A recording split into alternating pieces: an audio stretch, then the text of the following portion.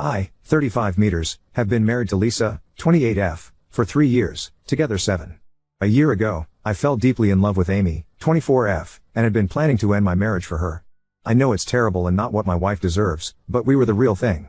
2 weeks ago, she had an allergic reaction when we were getting food after work, but she used her EpiPen and seemed mostly okay afterwards.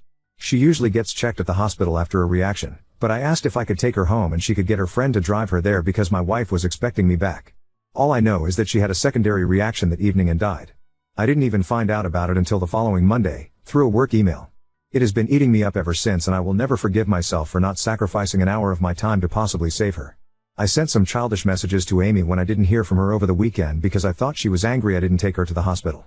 I am thankful she never saw them and ashamed that I assumed the worst.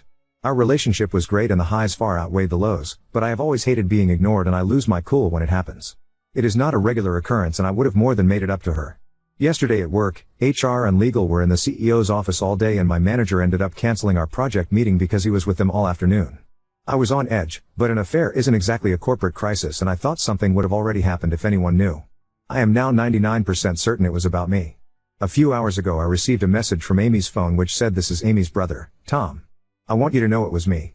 I tried to call but it went straight to voicemail, and none of my messages have been delivered.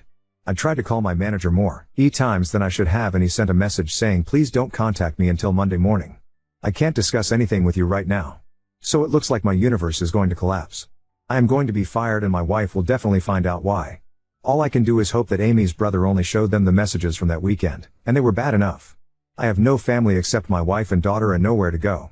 All of my friends are either people I've met through my wife, or my colleagues. On Monday, everything I've spent over a decade working towards disappears. I can't stop it. I can't talk to anyone about it. So here I am. I know cheaters are the devil so I'm not expecting sympathy, but this is making my chest hurt and I need to get it out there. Tom has real Elena Tyrell energy. True king shit. Oop, Amy was not a child. She was an adult woman who was capable of making decisions for herself. We had every intention of building a life together as equals.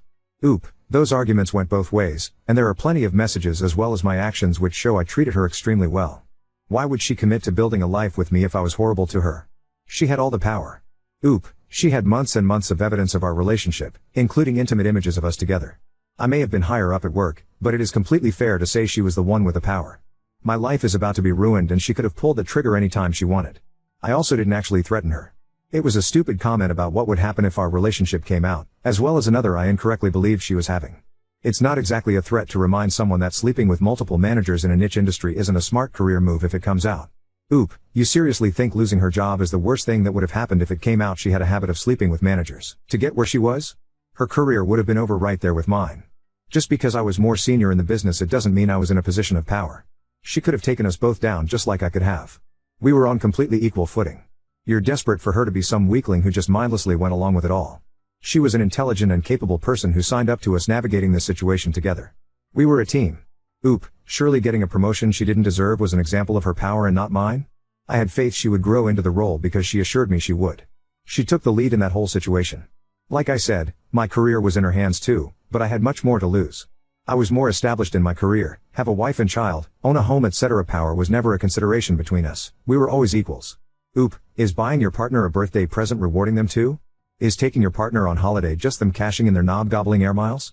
Showing care and support to someone you love isn't transactional, and it doesn't happen because you owe them one. Everything I did for Amy I did because I loved her. Oop, I never blackmailed her with a promotion. I shouldn't have set it up in the first place and it wasn't going to last. Our messages show me telling her honestly when she first brought it up that I didn't think she had the skills or experience to make it work. She gave me lots of assurances and basically talked me into it. That is reflected in our messages.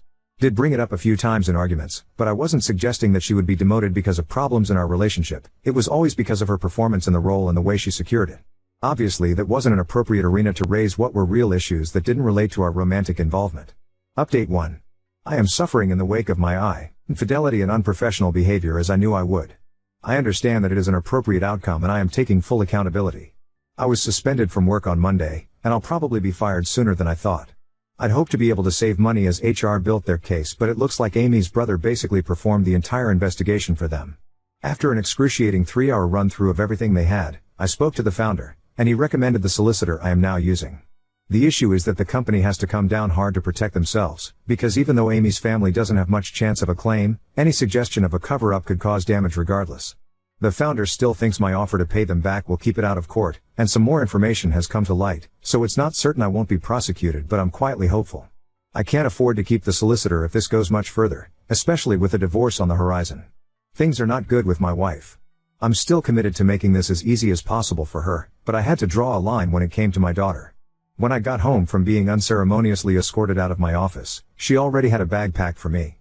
She wouldn't let me wait at the house until my daughter was back, she wouldn't let me check I had everything I needed, she wouldn't let me take the car, and she didn't care that I had nowhere to go. I spent 2 nights in a hotel, then went back when she refused to let me see my little girl. She tried to stop me, but we own the house jointly and it was my only option. My wife has family she could stay with, but she won't leave our daughter here and she's absolutely not taking her, so we're at a stalemate right now. I'm keeping out of her way as best I can, which I appreciate is the least I can do. The Amy situation is quite difficult to talk about, and a lot hasn't sunk in yet. It turns out that she didn't love me as much as I loved her, if at all. Her brother sent me images of her talking to her friends about me, and it's hard to believe they came from the person I loved, but they are real.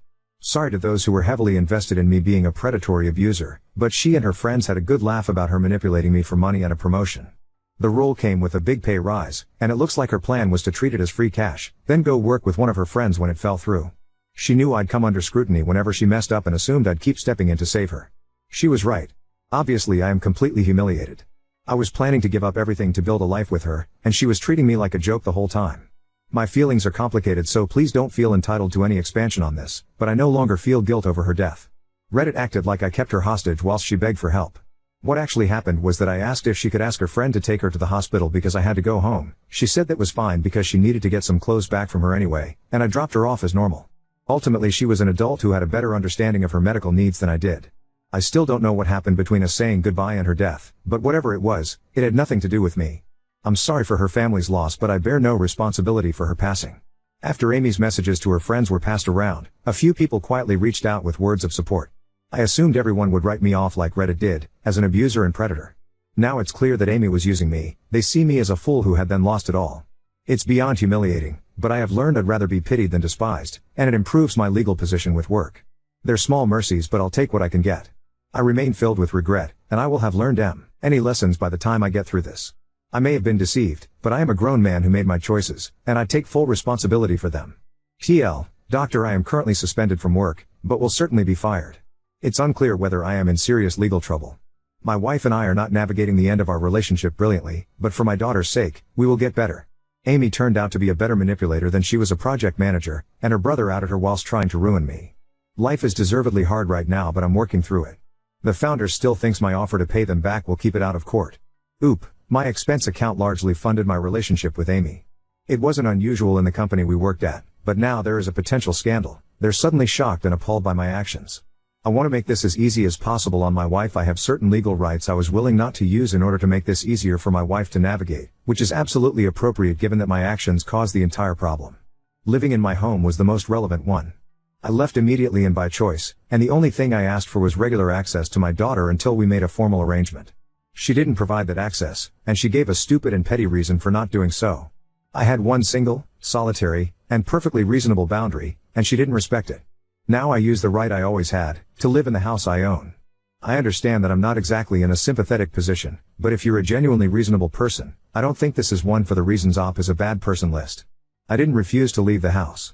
I left willingly and immediately and had no intention of going back, despite the fact that I own the home jointly. I had one condition, and it was completely reasonable, that I be allowed to spend time with my daughter Reg. Ullerly. My wife declined, so I was left with 2 choices, go without seeing my daughter indefinitely, or move back into the house I have every right to occupy. Easiest decision I've ever made. In short, no. My wife and her feelings are entirely separate from our daughter. I made it clear I didn't expect access to our home, that I would only contact her about our daughter, and that as long as I had reasonable unrestricted access, she would remain in the driving seat throughout this whole process. She fell at the first hurdle and denied me access, so things have changed and I make no apology for that. My solicitor told me very early that being completely truthful would benefit my case. Do you know what I did in response to that? I was completely truthful, because it was made clear to me that it would make my life easier. My wife was basically told the thing, only me seeing my daughter is what would have put her in the best position. She chose to go against that, and now she's living with the results of that. I am not going to be vindictive at any point here, because I am well aware that the situation is largely of my own making, but I am going to make it extremely clear that my child will not be weaponized against me. My wife's discomfort is not a consideration in this one very specific area. Oop, you're asking the wrong question. She doesn't have to trust me with my daughter, because she is not the sole decision maker on that front. If she had genuine concerns about me being around our child, she could launch an emergency petition for sole custody. She won't though, because she knows she doesn't have a leg to stand on. Again, being a bad husband doesn't make me a bad father.